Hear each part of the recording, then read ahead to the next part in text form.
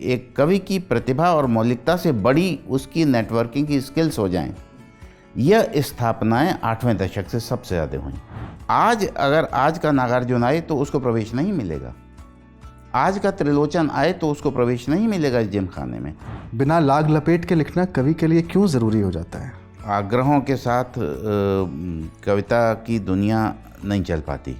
अमीर खुसरो भी भारतीय हैं, मुल्ला दाऊद भी भारतीय हैं, उर्दू भी भारतीयता है, हिंदी भी भारतीयता है, अवधी भी है, उसमें दक्षिण भारत की भाषाएं भी हैं, उसमें मुसलमान भी हैं, उसमें हिंदू भी हैं, सभी हैं।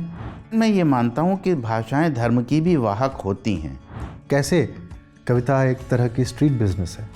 एकेडमिक कवि अपने आप को बड़ा समझते हैं और मुझे तो नहीं लगता इसमें एकेडमिक क्या है। यह तो आपने निष्प्राणता की प्रतिष्ठा को एकेडमी कैसे कहा जा सकता है? आपने तो खुद ऐसी कविताएं लिखी हैं। तो उसके लिए मेरी भर्त्सना होनी चाहिए। मंचीय कविता पूरी तरह से मदारियों के हाथ में चली गई। छंद विचारों को मुक्त करता है या विचारों को बांधता है? छंद विचारों को गुलेल देता है। अगर स्टीरियोटाइपिंग आपसे छीन ली जाए तो आप गूंगे हो जाएंगे। मुनीरका के आसपास को केंद्र में रखकर जब कविताएं लिखते हैं तो बहुत सारे ऐसे शब्द आते हैं जिन पर आपत्ति लोगों को हुई। अभी भी करता हूँ मैं, और जब तक ये वृत्तियाँ रहेंगी मैं करता रहूँगा।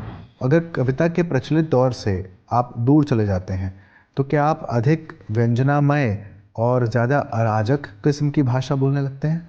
हिंदी पट्टी की जो क्रांतिकारिता रही है वह बहुत ही बालपोथी की तरीके से पढ़ाई जाने की कोशिश की गई।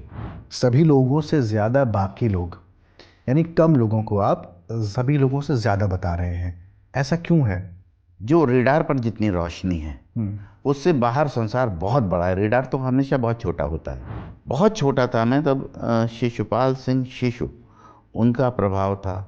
स्वर्ण भस्म के खाने वाले इसी घाट पर आते हैं, दाना बीन चबाने वाले इसी घाट पर आते हैं।